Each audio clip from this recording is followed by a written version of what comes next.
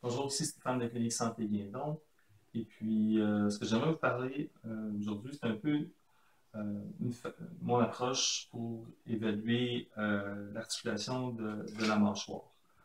Il existe plusieurs aspects de cette évaluation-là, mais ce que j'aimerais simplement vous montrer, c'est la façon dont je fais un scan pour voir qu'est-ce qui pourrait clocher ou non avec l'articulation temporomandibulaire.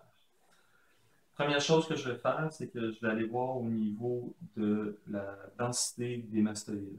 C'est-à-dire que je vais prendre mes pouces, les placer derrière mes mastoïdes et glisser vers le plafond et légèrement en avant au niveau des mastoïdes.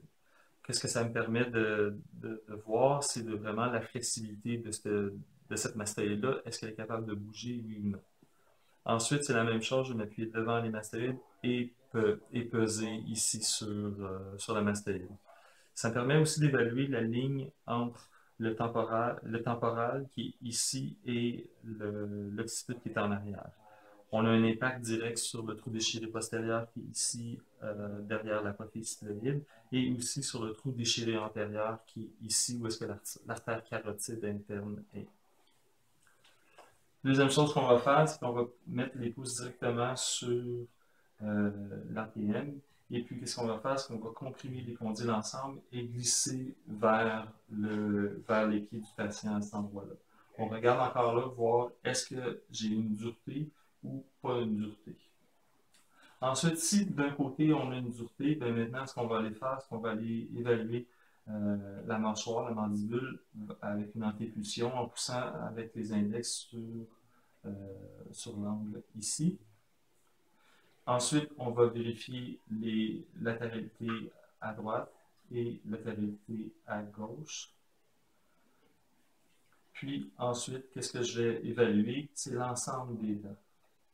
Donc, je m'appuie sur les dents du bas de cette façon-là et ce que je fais essentiellement, c'est de peser sur la racine des dents et voir s'il n'y a pas une dureté à un endroit ou à un autre. Dans tous ces cas ici, ce qui va nécessiter le traitement, c'est la partie de cette évaluation-là qui est la plus dense à mes yeux. Donc, si je suis en train de travailler sur la mastoïde et c'est dur, et ensuite je vais travailler sur une canine inférieure droite, mais que la canine inférieure droite m'offre une plus grande résistance par rapport à la mastoïde, c'est là-dedans ici que je vais traiter. Donc, l'évaluation de la mastoïde se fait à l'intérieur de l'ensemble d'évaluation d'un crâne. Et puis, si quelque chose ressort, c'est cette partie-là qu'on traite. Voilà, merci.